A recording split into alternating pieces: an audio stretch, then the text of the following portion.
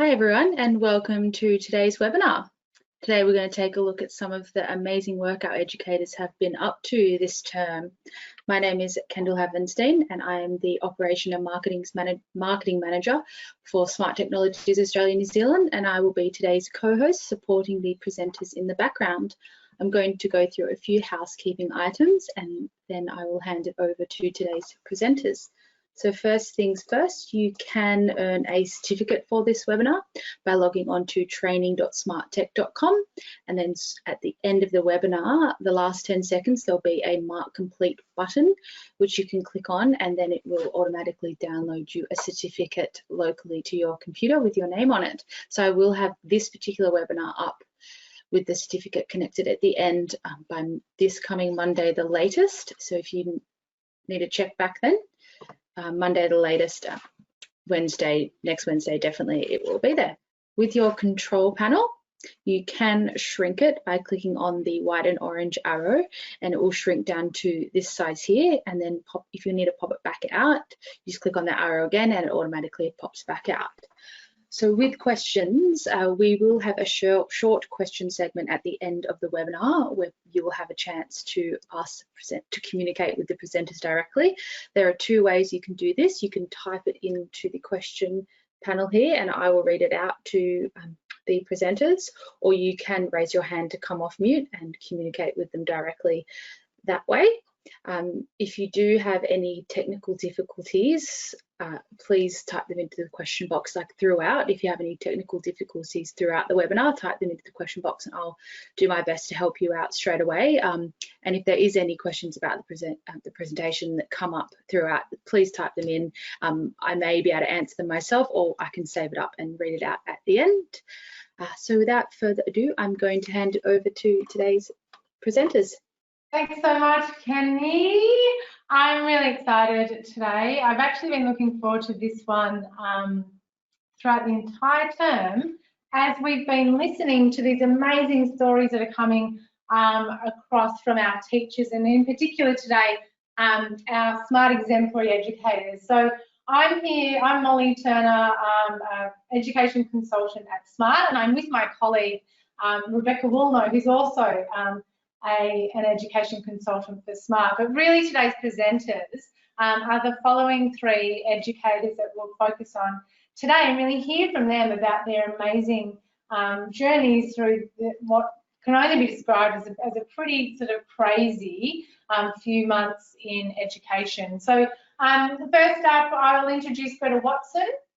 So Greta Watson is a Year 4 teacher at North Curl. She has been a Smart Exemplary educator for quite a while now. She's the assistant principal there, as well as being the teacher, look, Seesaw ambassador, as well as a Microsoft certified educator. A huge monster advocate, which is very fun to always see the creative ways that Gretel uses our smart monsters with her students at North Curl. And amongst other things, a storyteller, an author, and a lover of technology. And we're really excited to have Gretel here today.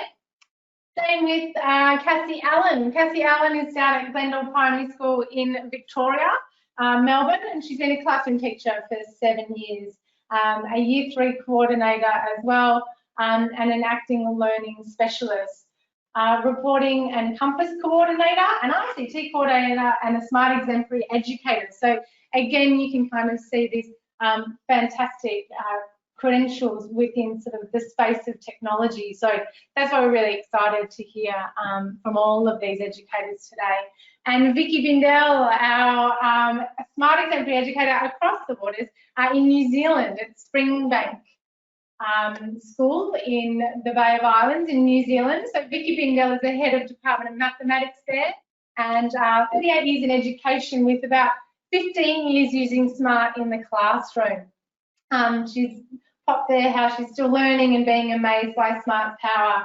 She is one of our Smart Exemplary educators, as mentioned before, and we're going to hear as well from Vicky in that sort of high school maths space. So a really exciting webinar for you guys today. We will be reflecting on the experiences of these educators, how they tackled remote learning, what sorts of technologies they used in conjunction with SMART to connect their students, to ensure consistency of learning programs, and to keep sort of students engaged as well. So look, we'll hear from Cassie first. And Beck, did you want to perhaps open up the dialogue with a couple of questions? Absolutely.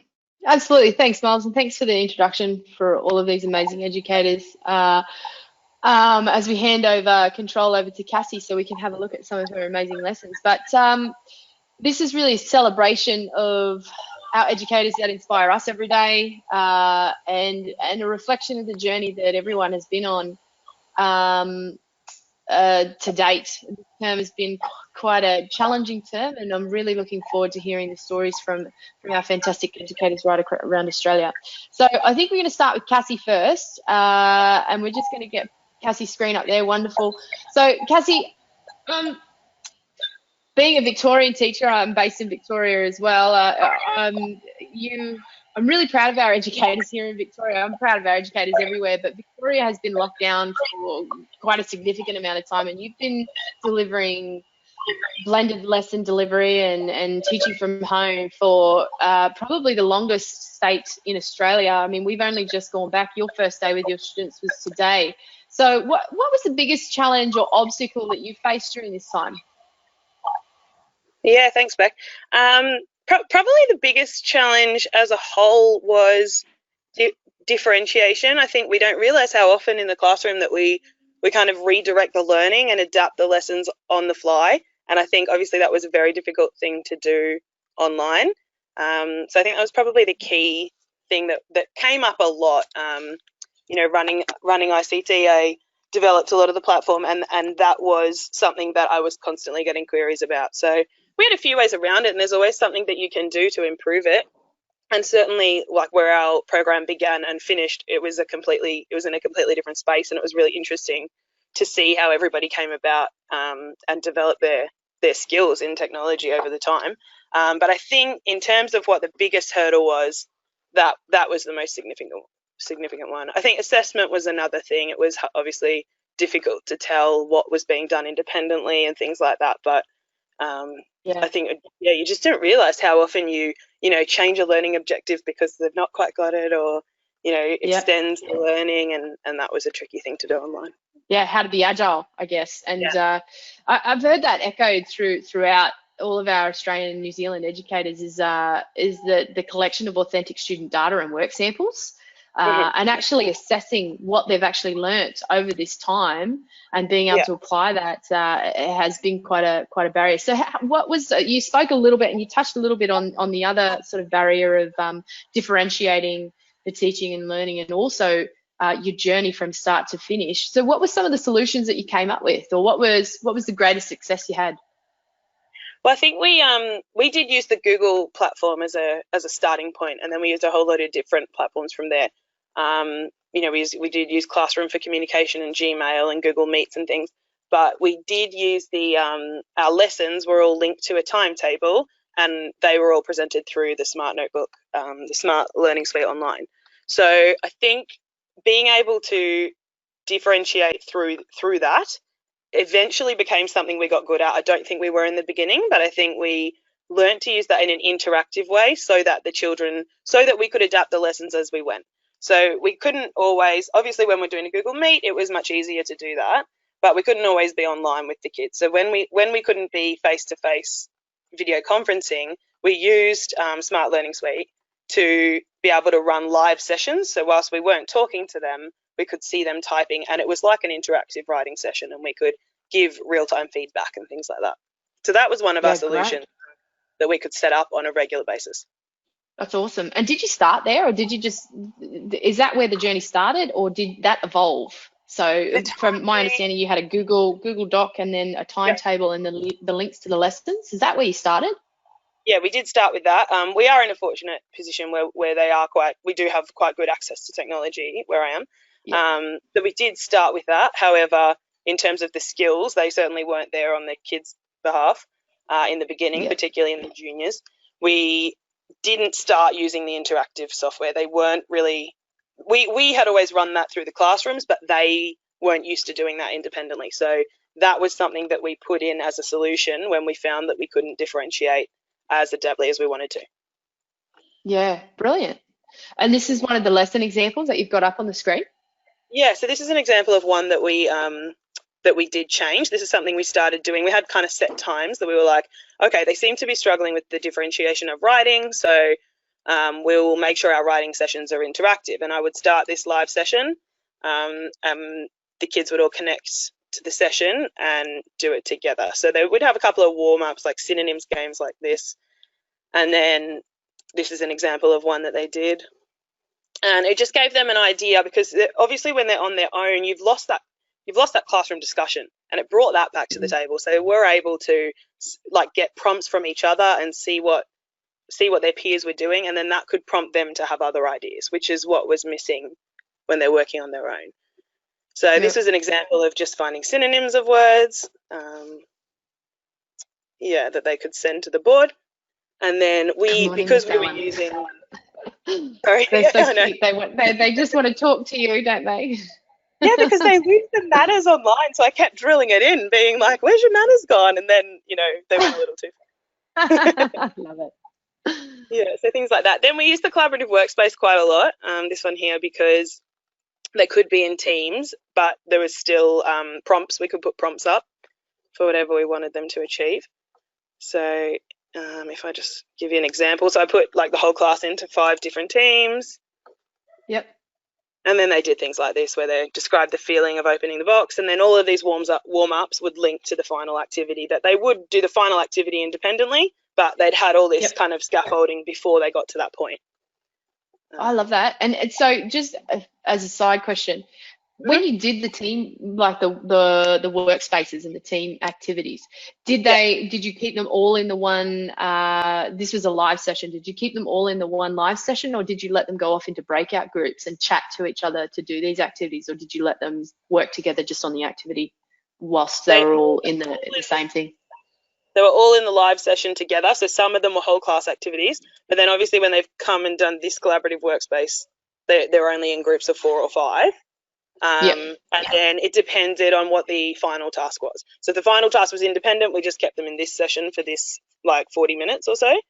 But if they were, if the task required them to do that, then we went on to Google Drive, and we had folders, like files that they were all connected to, and they worked collaboratively. So it was a bit of both, to be honest. Yep, that's awesome. So this was one all the time. This handout one, because we were able to like take attendance through that as well. If we did like a question of the day, and we knew if they'd replied to that was the attendance for the day, and then we just gave them a time they had to do it by. So that's really clever. That was one where they just had to edit the paragraph or continue the paragraph to build suspense and things like that. So just little tools like that we did find we could give real-time feedback on, and then that was an example of an independent task. Yeah, that's really cute. So so this was obviously a live lesson. Sorry, Mols. This was a live lesson. You did some on-demand lessons as well, I'm assuming. So lessons that students were able to access after. Oh, yeah. Sorry? Okay, that's awesome. You said the majority would be on-demand lessons? Yeah. And did you find that the kids really enjoyed doing that? Yeah, they liked it. They were, I think they preferred it when they could work with other people. And look, not all of them did. Like, obviously, if it didn't fit with their schedule at home, they would do their student link lesson. But they did prefer these lessons because they could get ideas, and they felt like they were talking to each other and things like that. Yeah, and sorry, one more final question before I throw to Moles. What did the staff think? Like, how did they adapt to this? Obviously, you're a smart exemplary educator and a smart certified trainer. You know this in and out. How did your staff take to this? Was there a learning curve? Were they already doing this? Did they find this was really useful? What was the feeling within the staff? Yeah. It was really varied. So it was really obviously people were all starting at different points. So it was like having a classroom where everybody was kind of at a different point. But they really took it on board. Like, I was really impressed by the amount of people who were willing to just. Some people had never used Google Drive before, and now all of a sudden the whole online learning platform was there. We've now taken on, because people have used Smart quite well during this time, that's now become like a goal for their for next year's PDP. A lot of people have changed their goals and are trying to use the interactive software, because I think everyone's used to using it, you know, at a basic level, like a slideshow and things like that. But now that they've used it interactively, they're really more willing to do that, and more they've seen the benefits of it. So because of that, we've had a lot more buy-in this year because of that. So that was definitely a huge positive to come out of it. It's going to become a school focus for 2021, which is exciting. Yeah, that's really exciting. Yeah. Mols, did you have any other questions? Yeah, look, I just wanted to sort of comment on the fact that I thought it was so impressive having that student choice. I could imagine was really beneficial in this particular landscape that the kids are finding themselves in. So that was really clever of you. Did you also sort of find then that, you know, the kids had that sense of connection and community still that was sort of generated because that they were going on and some of them being able to work in that collaborative space together? Yes, and it was one of the reasons we did it. Like, obviously differentiation was our big issue, but it was definitely a big factor as to why we put it in the first place, because we did have kids kind of messaging us saying, am I allowed to email my friends? Like, they were missing that socialization, you know, because it was up to the parents, and if they don't know each other outside of school, that was tricky for them. So they really did feel, yeah, more connected once they could do things like that. The one Google Meet we had a week with everyone wasn't enough for them to, you know, socialize or feel a part of a community. So they had small groups with a couple of kids, but this gave them the opportunity to, you know, every day have that element of being together. Yeah, brilliant. Oh, thanks so much for sharing that. No worries. Great. Beck, any other questions before I pass to Gretel? No, just really impressive. I'm really excited to see that they, like, I mean, I know that everyone's had the experiences and know what it's like, but rather than having those spot lessons that you're sort of delivering to your students and hoping that they get something out of it, this is a full-blown differentiated lesson that you're delivering online, and I think that's really impressive. And the initiatives that came out of it and the results and actions that are ensuing is really exciting. Cassie, thanks for sharing. That's brilliant. We'll come back with a few more questions at the end, I think. No worries, thank you. Yeah. Awesome. So Gretel, we're going to have a look at a resource now that Gretel used, and look, I've no questions. Gretel, maybe just sort of come in and have a chance to explain sort of the resource and how you used it and how you shared it with your students to engage with. Great, thank you. Well, this resource was developed to create a film, because we had a lot of pushback from parents that they wanted us to be on Zoom from 9 till 3 giving explicit lessons. And, you know, we had advice from parents to, you know, put up YouTube and be there connecting with the students because they wanted to see us and our faces. And so I thought, well, how can we meet their demands? Because we were having to do a lot of things in advance, and we didn't have that connection with the kids, and we didn't know where they were up to. So we decided to put together, using our notebooks and modifying them, of course, to suit the situation, some little like 5 and 6 minute films. So at first we used Smart Recorder to create the films, and this is just an example of a page. Like, we used the monsters to talk to the kids, and this was a length lesson. I talked to them about having to measure all the roller blinds. So we were trying to, because we just moved into a brand new classroom during COVID, a whole new school's being built, and all the blinds that they put in were 30 centimetres too short. So, and this is another example of the kids, they could see that we made the resource for them. We're doing a big project at the moment on a little species called the little fairy penguins. I know you have lots in Melbourne, but we've only got the last mainland New South Wales colony that we're trying to protect, and trying to make connections with them and all the monsters. So we made these little films, and I have our social distance monsters down here. So they were here in this 1.5 metres. So I explained how our little, you know, what 1.5 meant and what our little monsters were doing. So they were really short little teaching videos, but they were also pause and practice. So we could ask open-ended questions, say, pause the video, go and try this, do this now, and the kids would have a chance to interact. And then we turned those notebooks, we selected pages that were suitable, into PDFs, and we could upload them into Seesaw, and they became like little activities. So we would say, before completing this activity, watch the film that we have created, and the kids would go off and do that. So prior to that, they had been, I think this was matching activities, and during the film we could move it all. So they would watch the film, pause and practice, and then have a go on Seesaw. And that gave us the chance to see if they'd understood, because I think it's really hard to assess the kids. But when they were on Seesaw, they could use the recorder option, and we could hear them answering the questions and talking, and to see and check their understanding. So that was a really good activity, combining the Smart Notebook. And then we moved from Smart Recorder to Screencastify, because the people wanted us to, it's a really simple little app to have our faces in the little film, which was really challenging, because, you know, I'm not the youngest teacher anymore. I didn't quite want my face in the webcam.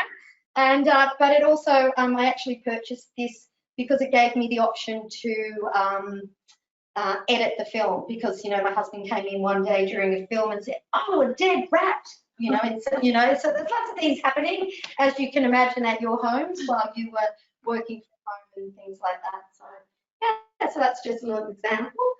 And you want, oh, this is another one that we the kids really enjoyed when we were in that blended situation. We had a lot of kids at school and a lot of kids at home. And the kids at school, we weren't allowed to teach them, but so we were trying to engage them in these activities, and I would be on site, but I wouldn't be supervising their learning, and I'd go up and get them started on these little games and to try and teach them, and they would log in with kids at home.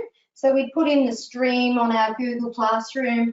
We're starting Monster Quiz on decimals at 10 o'clock log on, and we'd run the game about 6 times, and that way the kids who didn't get on first, that they got on again, and they said, "Can we play again, and can we play again?" And it was repetitive, but they enjoyed that level of competition, being each time they were in a new group.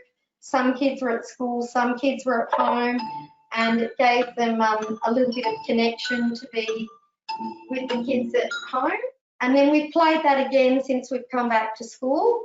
If you make a great quiz that's quite challenging, then you can use it over and over again. So and even today I was asked, can we play the decimal monster quiz? Yes, so we moved on. So really engaging for them. But so you were doing blended learning as well. So you'd had some students in the classroom and some at home, and you found that this was a nice way to kind of connect those students with one another? Yeah, it was lovely, and they could see each other. And also we did a bit of connection through when they did quite good work samples or things like that, or video films. We would share that via Seesaw as well. Yep. So we didn't share everybody's, but we just shared a few so they could see them. We're in the middle of, as I said before, a project called Project Penguin, and each week the kids have to create their, each fortnight, a video blog, and we shared a couple of them with each other, and that way they all could see. But then they came up with sharing all their work samples in the stream. So they were having a task that they were doing, and the kids all did it on Google Slides, and they all shared it in the stream, and it was really good because everybody could see what else everyone was doing, and it was really motivating for the ones who hadn't started, and then they were giving feedback to each other on the stream. It was like we were trying to keep the stream just for important messages, but they silly comments first, and hello, you know, hi, you know, but then they started to give each other feedback and put work samples up there. So we just let that run. It was great, actually. Yeah, fantastic. That's great. Beck, did you want to ask Gretel any questions? Yeah, firstly, Gretel, I watched one of your videos, lessons. They were awesome. They were really great. The students are really lucky to have such an awesome teacher.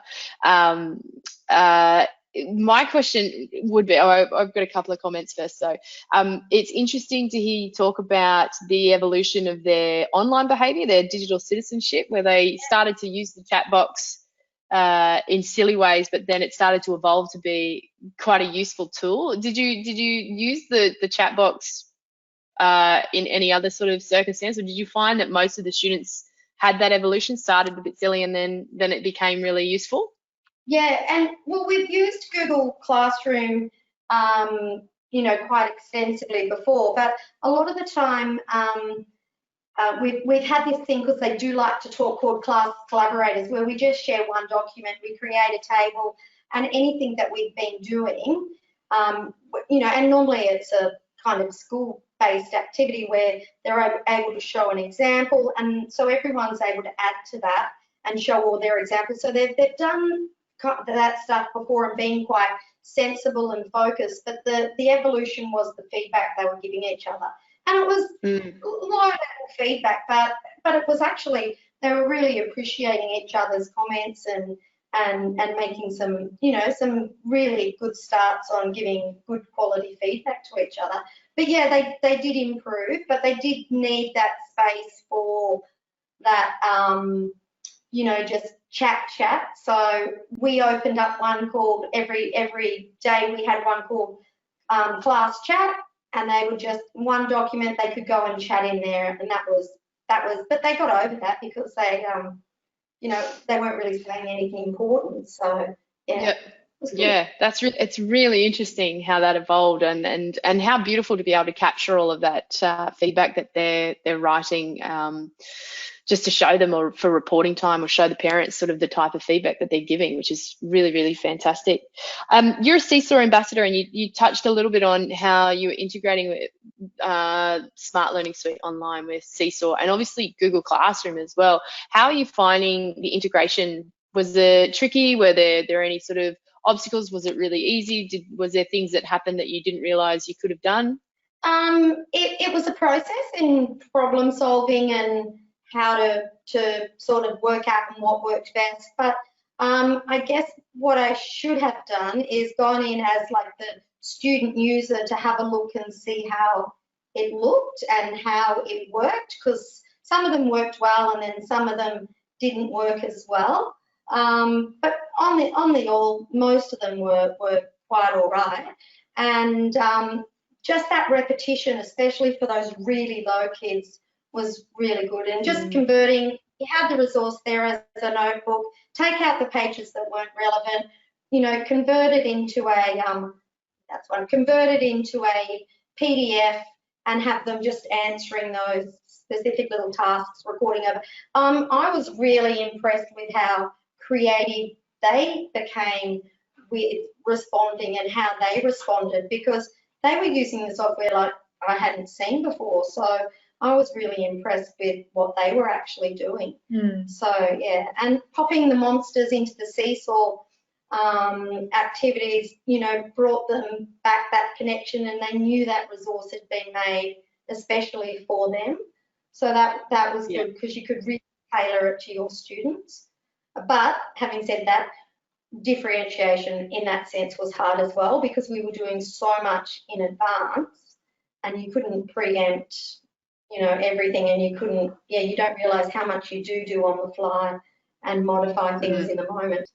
Yeah, absolutely. And obviously the feedback that teachers have to give with those types of lessons on Seesaw. I know a lot of our educators spend a whole day, you know, giving feedback and liking their student work and so on and so forth. So there is a definite learning curve, and some teachers started using, you know, the automation of SLSO. Some teachers liked the voice recording to give feedback at Seesaw. It's lovely that they integrate, or you can use them all together and customize or tailor it towards what your preferences are. So thanks so much for sharing, Gretel. I know that we're going to come back. We've got a couple of final questions to go, but we're going to throw over to Vicky, our mathematics guru over in New Zealand, doing amazing things with high school maths. Vicky, I know that you've got a really amazing lesson there to showcase. I'm not going to ask any questions. I'd love to just hear about the lessons and your experience this term. Okay, so this was for a year 10 or equivalent year 9 Australian class, and it was towards the end of our distance learning. And because it's high school, we had to teach so that these students have got exams at the end of the year, and we were very mindful of that. So through the distance learning, it was go, go, go, go, go, teach, teach, teach, teach, teach. And then we got some feedback that the students were really tired because they were on Zoom doing full lessons for 6 or 7 hours a day. And then after that, they were carrying on with homework. So they were really tired and the screen time was too long, etc. So I thought that I'd just give them a little bit of a break. So this lesson that I did here was sort of a break lesson for them, just to give them a bit of space. But what I've got on here right now is a shout it out. So the other thing that's difficult to get is feedback. And when you give homework, just as Cassie said, you can't actually tell where the students are doing the work, how well it's going or anything like that.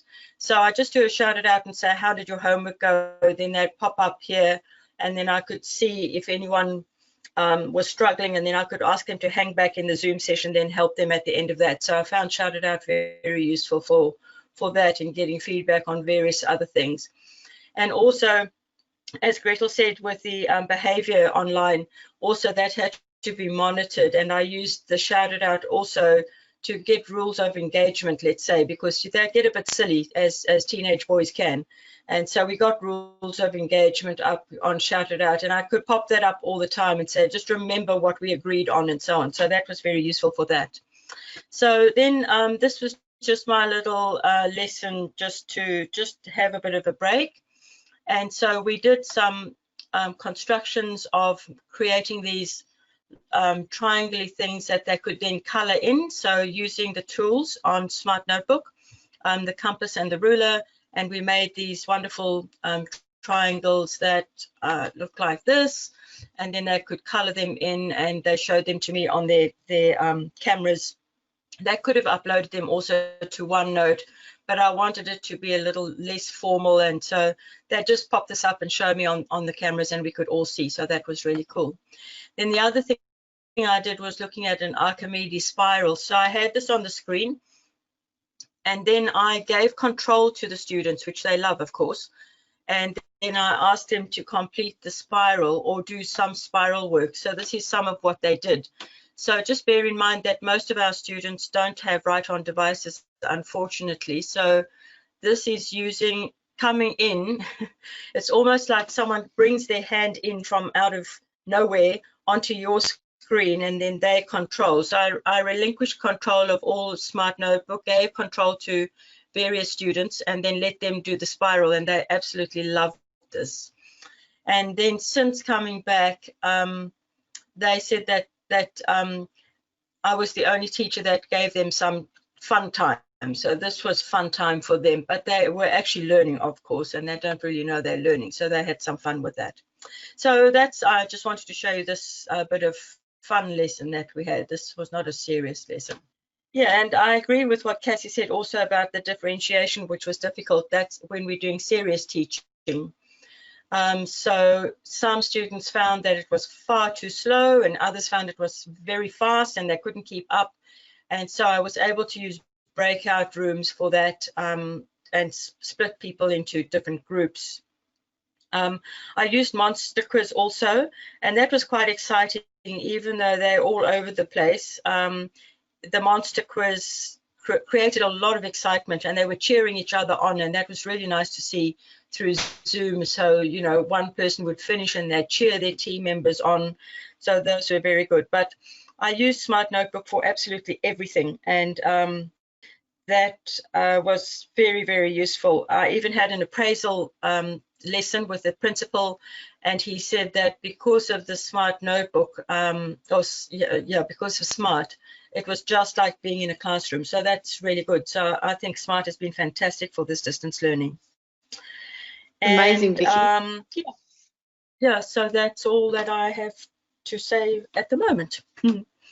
Well, one Yeah. would argue that the learning, you said that you were the only one that provided fun learning, and even though they were learning, one would argue that that's the best kind of learning, when they don't realise that Of they're course. learning and they're having fun and engaging. So I think you've done an amazing Yeah. job. And can just to clarify, what year level are you teaching, Vicky? What year level was From this? 9. This is year 10. Our year 10, your year 9. But I was teaching right through to year 13 on doing various things. Yeah. Yeah. So I teach And year 9, 10, 12, and 13. Yeah, isn't it Yeah. interesting that they still love that gamification element? They still love seeing their work come up on screen. They still love seeing their work with their peers and peer learning at that age.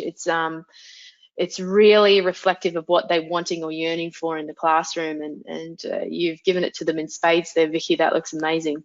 Well done. Yeah. Even the year That's a very good 13s love monsters and all of that. They love it. Yeah. Yeah, the monsters. Everyone loves the monsters. I love them. I was going to touch on Yeah. I think that's fantastic. We often sort of say that people recognise that the monsters might be in the primary setting, but as a high school teacher myself, I know that monster quiz and having the monsters sort of in that, but you're right, like you said, Beck, that gamification piece is really sort of where they're being able to interact and, like you said, Vicky, learn at the same time, even though they're just really having fun. And that's what it's got to be about. So it's amazing that you're able to sort of,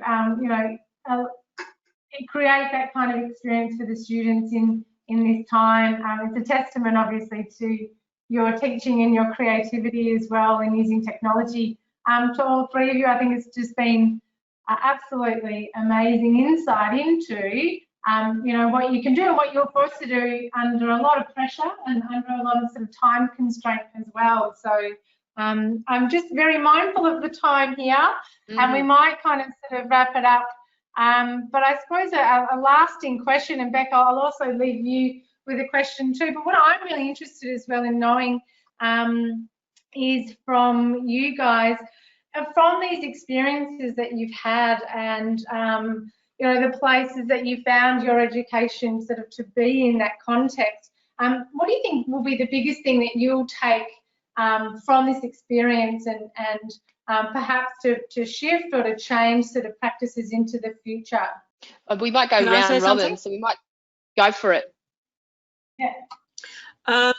That we tend to try and stuff a whole lot of stuff into a lesson, and actually we should try to do a little more, maybe less. Try to do more.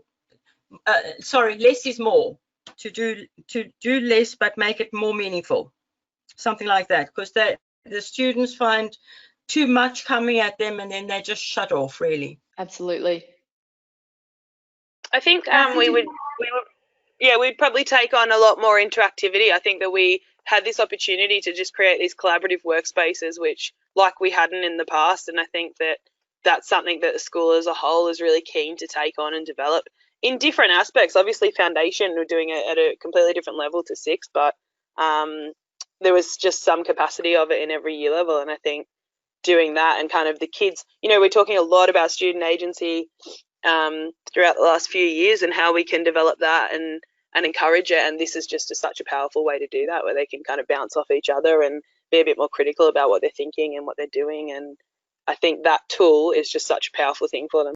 And I guess we've looked at, as a staff, what we've learned, what we'd like to keep, what we'd like to get rid of, and how we'd like to go about things. And I think people have been put in a situation to learn so much more, and it's given them a lot of confidence with the technology. So we're looking at how we're going to do that homeschool connection, whether it be with homework or how we're going to use these platforms moving forward and keep the connection going with the kids.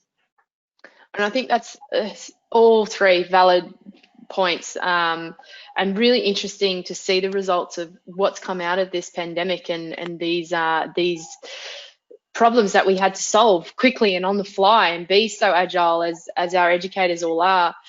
Thank you so much for your insights. I've really learnt a lot about how you're all using it differently, and I love seeing the different perspectives. Cassie talking about integration with Google Classroom, Google Docs, Gretel talking about integration with Seesaw, and Vicky, OneNote. We didn't plan it like that, but it turned out that way, which is fantastic. And I've really enjoyed listening to your journeys. I think the most important thing for everyone listening is that it's a journey. You don't get to this point overnight. It is a learning curve, and I mean, myself and Molly are still learning, and I know that Cassie, Gretel, and Vicky will tell you the same, that we're all still learning and finding new features and new ways to bring this type of technology, collaboration, problem solving, metacognition, all of this wonderful, creative and critical thinking into our classrooms using this type of technology or these classroom ecosystems that we're building in our own schools. So if you are listening out there and you do want to start this journey, or you are at the start, or wherever you are in the journey, definitely reach out. These are 3 incredible educators, and share stories. That's how we learn. So I just want to take the time to say thank you to all of our educators, specifically the 3 on the line here, Cassie, Gretel, and Vicky. We have had such a blast this afternoon. It's probably been my favourite webinar of all. Thank you for sharing your insights, your journeys, and letting us take a peek into your classroom and reflecting on the term that was. We really appreciate everybody for joining us this term. This concludes our webinar series for Term 2 2020. Term 3 is going to look very different, I suspect. We're all not sure, but we'll wait and see. But they will beginning, our webinars will beginning week 2, term 3, and we look forward to seeing you all then.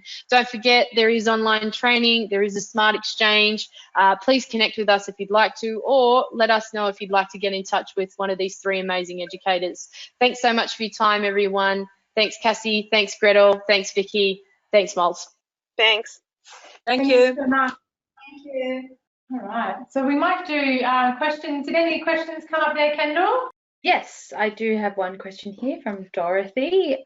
Where do I find the monster quiz? Great, Dorothy. Well, there's a couple of places to find the monster quiz, and one of them being inside the notebook software, the desktop software, and the other as well would be in Smart Learning Suite Online. So if you've got the notebook desktop software, you can go to Smart Lab, which is the little space invader.